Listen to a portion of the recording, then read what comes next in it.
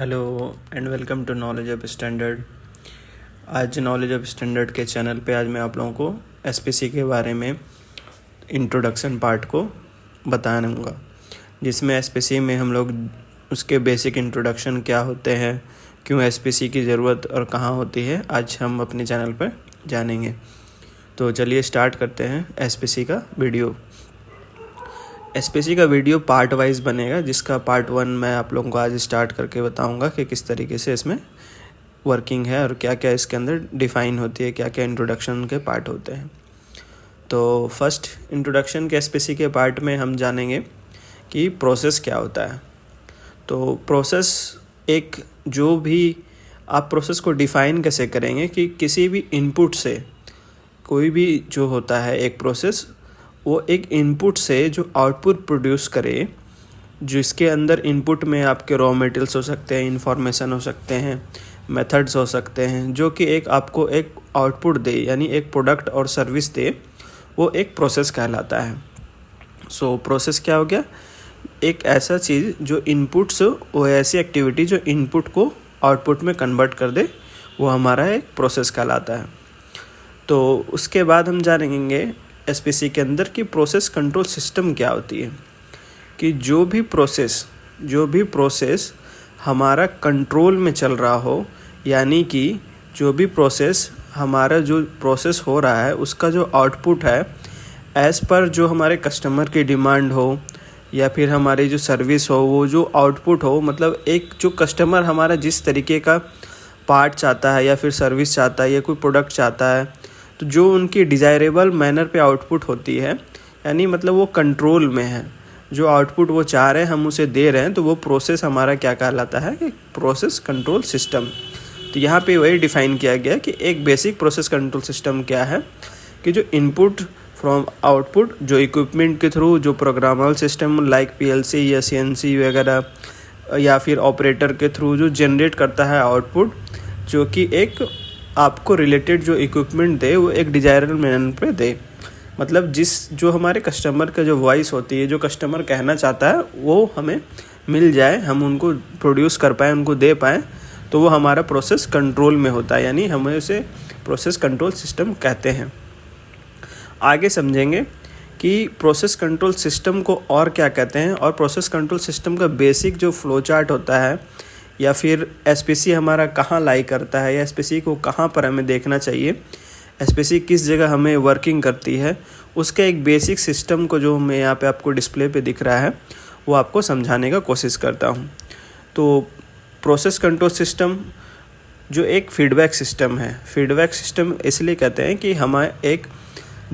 हमारा जो प्रोसेस है, जो कंट्रोल है, उसका क्या रिस्पॉन्स होता है, वो हम स्टैटिकल मेथड में जानते हैं, जहाँ पर एसपीसी लाई करता है। तो चलिए इस पिक्चर को थोड़ा सा समझने का प्रयास करते हैं कि जैसे यहाँ पर फर्स्ट है वॉइस ऑफ द कस्टमर की डिमांड क्या है, कस्टमर अपनी बात क्या कहना चाहता है, हम वहाँ पे वो समझेंगे। कस्टमर का कहना ये है कि जो हमारा इक्विपमेंट है, जैसे आप मैन, मशीन, मटेरियल, मेथड या 6M जो भी आप लगाते हो, उसके बाद जो प्रोसेस या ऑपरेशन करते हो, रिसोर्स के थ्रू जो इनपुट दे रहे हो आप, जो कि यहाँ पे आपको इनपुट के थ्रू जो प्रोसेस में हो रही है, यानी ऑपरेशन कर रहे हो, मोल्डिंग कर रहे हो, कास्टिंग कर रहे हो, या जो भी कर रहे हो, सीएनसी मशीनिंग कर रहे हो, जो भी कर रहे हो, उसके बाद जो करना है यहाँ पे ऑपरेशन के बाद, उस ऑपरेशन का प्रोसेस क्या है, मतलब जो वॉइस है हमारा कस्टमर का और जो प्रोसेस है, वो मीट करना चाहिए ऑपरेशन को, मतलब ये कंट्रोल में होना चाहिए कि जैसा भी अगर जो प्रोडक्ट हम डेवलप करने वाले हैं, उसका प्रोसेस हमारा कंट्रोल में हो, और उस प्रोसेस को कंट्रोल में देखने के साथ हम स्टैटिकल मेथड के थ्रू, लाइक स्टैटिकल मेथड मतलब डाटा बेस पे होना चाहिए, कोई भी चीज़ मतलब ऐसे ही नहीं कि मतलब हाइपोथेसिस बेस पे नहीं हो, या फिर थिंकिंग बेस पर नहीं हो, फिर एजम्पशन बेस पे नहीं हो, स्टैटिकल डाटा हो, यानी जो भी हम प्रोसेस इस ऑपरेशन में यूज कर रहे हैं, जो भी इनपुट्स लगा रहे हैं, उसका हमारे पास प्रॉपर डाटा हो, उस पर प्रॉपर एनालिसिस मेथड हो, प्रॉपर हम उस पर वो कह सकते हैं कि कुछ मीन, एवरेज, रेंज, जो कि एसपीसी में बताया जाएगा आगे, कि उस मेथड और डाटा के थ्रू एनालाइज करके अपने प्रोसेस को हम वहाँ पर चेक कर सकते हैं कि हमारा प्रोसेस एज पर जो ऑपरेशन चल रहा है वो सही आउटपुट देने के लिए रेडी है कि नहीं है। उस पर हम वो चीज़ दे करके, अगर वो चीज़ सारी चीज़ कंट्रोल में चल रही है तो उसके बाद जो भी प्रोडक्ट और सर्विस डेवलप होगा या आउटपुट डेवलप होगी वो कस्टमर तक जाए और कस्टमर को सेटिस्फेक्शन हो उन चीज़ों में। और अगर कस्टमर को कोई भी मतलब चेंजेस कराना हो या फिर लगता है कि इस प्रोडक्ट और सर्विस में कुछ इम्प्रूवमेंट्स की ज़रूरत है तो वो दोबारा से अपनी कस्टमर जो यहाँ पर एक्सपेक्टेशंस हो सकती है कि थोड़े माइनर चेंज हो या फिर कोई भी चीज़ आइडेंटिकल कोई भी चेंज हो, वो आइडेंटिफाई करके वो अपने इस प्रोसेस साइकिल को दोबारा से अपने प्लांट में दे करके वो एक रिस्पॉन्स टीम के थ्रू चलते जाएगी। तो ये प्रोसेस कंट्रोल सिस्टम कहलाता है, यानी फीडबैक सिस्टम कहलाता है। अब इस पूरे प्रोसेस में मान लीजिए ये कंट्रोल सिस्टम मतलब जिस टाइप का कस्टमर हमारा आउटपुट चाहता है वो हम दे रहे हैं, तो उस आउटपुट में हमारा जो प्रोसेस का जो किस तरीके से मेजरमेंट है,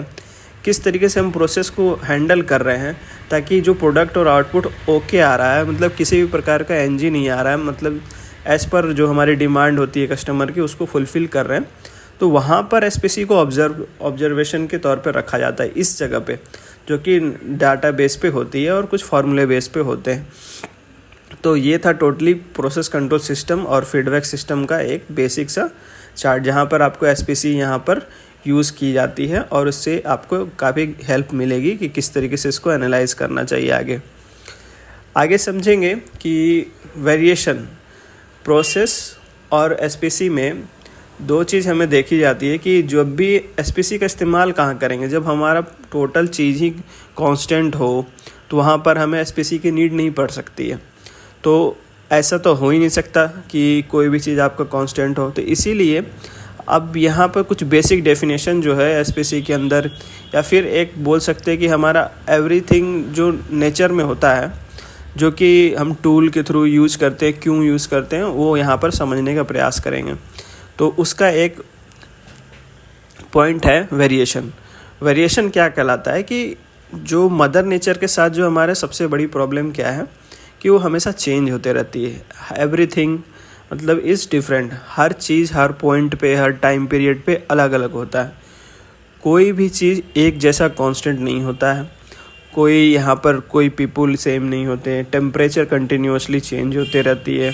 कोई कहेंगे कि नहीं एक जैसी होती है, नहीं, माइनर पॉइंट पे भी आप अगर ठीक से एनालाइज करोगे तो एवरीथिंग जो है वो डिफरेंट है और कहीं ना कहीं पे उसके अंदर चेंजेस आ रहे हैं। तो वही हमारा चेंज क्या कहलाता है, वेरिएशन कहलाता है। एक प्रोडक्ट ऐसा नहीं है कि एक प्रोडक्ट जो प्रोड्यूस हुआ वो नेक्स्ट प्रोडक्ट के थ्रू वो सेम नहीं होता, उसके अंदर भी कुछ माइनर से माइनर जो क्रिटिकल से क्रिटिकल चीज़ें होती है उसके अंदर थोड़े ना थोड़े डिफरेंसेस होते हैं, जो कि हमें वेरिएशन बताता है। अगर डाटा को ठीक तरीके से देखा जाए, अगर डाटा के बेस पे बात किया जाए तो वहाँ पे कुछ न कुछ पॉइंट में जैसे रिजोल्यूशन में फ्लक्चुएशंस दिखाई देंगे, जो कि प्रोसेस के इनपुट की वजह से हो सकती है। जिस टाइप का इनपुट देंगे उस तरीके से थोड़े ना थोड़े से वेरिएशंस आपको दिखेंगे। जैसे वेरिएशंस के लिए हम समझ सकते हैं कि मटेरियल डिफरेंस हो सकता है, इक्विपमेंट में चेंजेस हो सकते हैं, ह्यूमंस की परफॉर्मेंस में डिफरेंस आ सकती है, पावर फ्लक्चुएशंस हो सकती है, एनर्जी फ्लक्चुएशंस हो सकती है। मतलब टोटली वेरिएशन को समझने का यहाँ पे प्रयास कराया जा रहा है आपको कि जो भी मदर नेचर के साथ या जो भी हम कोई प्रोडक्ट या सर्विस यूज़ करते हैं या फिर देते हैं कस्टमर को, उसमें कंटिन्यूसली या कोई ना कोई वेरिएशंस होती है, जिसके अंदर हम एसपीसी को यूज़ करके उसको कंट्रोल करने का प्रयास करते हैं, लेकिन उसके अंदर भी चेंज होते हैं। तो वेरिएशंस को समझेंगे कि वेरिएशंस कितने टाइप्स के होते हैं। वेरिएशंस जनरली दो टाइप्स के होते हैं, एक कॉमन काउजेज और एक स्पेशल काउजेज वेरिएशंस। तो समझते हैं कॉमन काउजेज वेरिएशंस को कि कॉमन काउजेज वेरिएशंस क्या होते हैं। कॉमन काउजेज वेरिएशंस क्या है कि एक टाइप का जो वेरिएशन है जो कि एक स्टेबल प्रोसेस है, मतलब वेरिएशंस होंगे उसके अंदर ऐसा वेरिएशंस होंगे जो कि माइनर चेंजेस होंगे, लेकिन वो जो प्रोसेस है वो टाइम के साथ में स्टेबल रहेगा। मतलब उसमें कोई ऐसा नहीं है कि कोई पार्ट या प्रोडक्ट आप कस्टमर तक दोगे तो वो नेग्लिजिबल होगा या फिर एनजी होंगे या फिर ख़राब हो सकते हैं, या फिर उनके पास एक्सपेक्टेड जो भी होगा वो ओके ही पार्ट जाएंगे और वो कि चेंजेस तो होंगे लेकिन उनके पास एक रेंज के अंदर होंगे, जैसे यूसीएल और एलसीएल के अपर लिमिट और लोअर लिमिट के अंदर होंगे। और उस कॉमन काउजेस को हम इजीली आइडेंटिफाई कर सकते हैं और क्वांटिफाई कर सकते हैं, और हम आगे टाइम पीरियड के साथ एक्सपेक्ट कर सकते हैं कॉमन काउज के अंदर कि ये जो चेंजेस है ये कॉमन है, मतलब आने वाली चीज़ को हम इजीली डिटेक्ट कर सकते हैं कि ये सही बनेगा या ख़राब बनेगा, जो कि हम यहाँ पर कॉमन काउज के अंदर इसके नेचर को देखा जाता है। अब स्पेशल काउज को समझने का कोशिश करते हैं कि स्पेशल काउजेस वेरिएशंस क्या होते हैं, कि दोज वेरिएशंस जो सडन आते हैं नेचर में। सडन आते हैं नेचर मतलब कोई प्रोडक्ट आप जनरेट कर रहे हो या फिर प्रोड्यूस कर रहे हो, तो उसमें एक बिग डिफरेंस आपको दिखेंगे उन प्रोडक्ट के मतलब नेचर में, उस प्रोडक्ट के स्पेसिफिकेशन में। मान लीजिए कि कोई एक किसी भी डायमेंशंस को आप मेजर कर रहे हो 0.1 0.4 का, तो कंटिन्यूसली 0.144 1.42 आ रहा है, 1.43 आ रहा है, 1.41 आ रहा है। उसके अंदर अगर कोई फ्लक्चुएशंस आ जाए तो वो आ जाएगी क्या 1.5, यानी एक का मेजर डिफरेंस हो जाएगा। तो हमें वहाँ इजीली डिटेक्ट हो जाएगा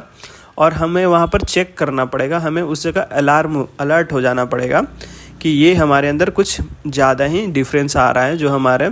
लिमिट के बाहर चला गया, आउट ऑफ रेंज चला गया है, यानी हमारे एज पर जो कस्टमर डिमांड है उसके बेस पर वो फिट नहीं बैठता है हमारे प्रोसेस में, यानी कोई फॉल्ट है। तो उस जगह पे हमें अपने प्रोसेस को दोबारा से रीचेक करना पड़ता है और आइडेंटिफाई करना पड़ता है, जो कि हमें वहाँ स्पेशल काउजेज में देखने को मिलता है।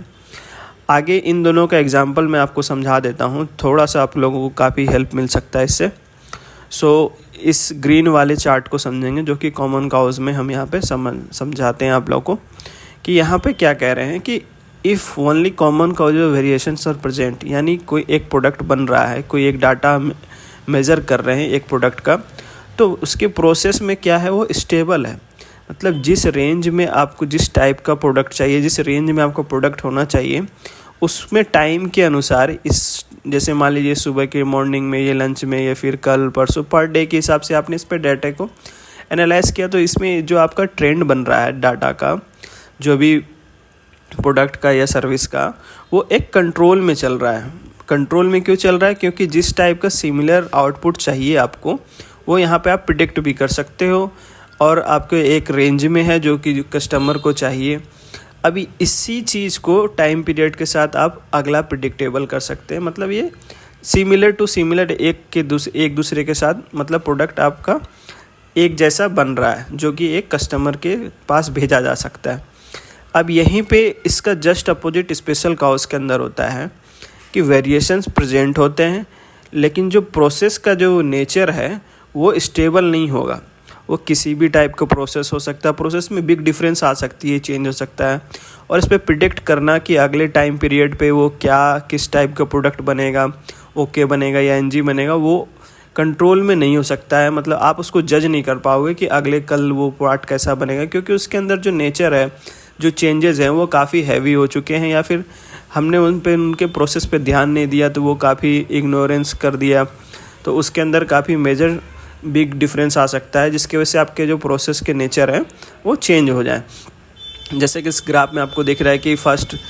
आज हमने चेक किया इसके डाटा को, तो ये कंट्रोल में दिख रहा था, कल चेक किया तो इसमें एक हाई फ्लक्चुएशन के डाटा को दिख रहा है, कोई भी आउट ऑफ रेंज चला गया, कभी उसकी स्लोप स्लाइड हो गई, और अगला जो प्रेडिक्शन है हम वहाँ पे करने में असमर्थ हो जाएंगे, क्योंकि ये हर दिन अलग अलग टाइप का डाटा दे रहा है। तो इससे हमको क्या पता चलता है कि हमें स्पेशल काउज पे तुरंत कंट्रोल लगाना चाहिए और कॉमन काउजेस को डेली की बेस पे उसको चेक करते रहना चाहिए कि ये कंट्रोल में होने चाहिए। इस टाइप के डाटा या इस टाइप का प्रोडक्ट और सर्विस हमेशा गलत हमें कस्टमर तक भेजेगा, जिससे हमारे लॉसेस हो सकते हैं। तो सिंपली मैंने आज आपको कॉमन काउजेज और स्पेशल काउजेज के बारे में बताया, जो कि एसपीसी का एक काफ़ी बेसिक डिफरेंस चीज़ होती है, जो कि हमें आगे काफ़ी हेल्प मिलेगी एसपीसी को समझने में। आप लोगों को ये वीडियो अगर पसंद आया हो तो प्लीज़ शेयर एंड सब्सक्राइब करें और लाइक करें।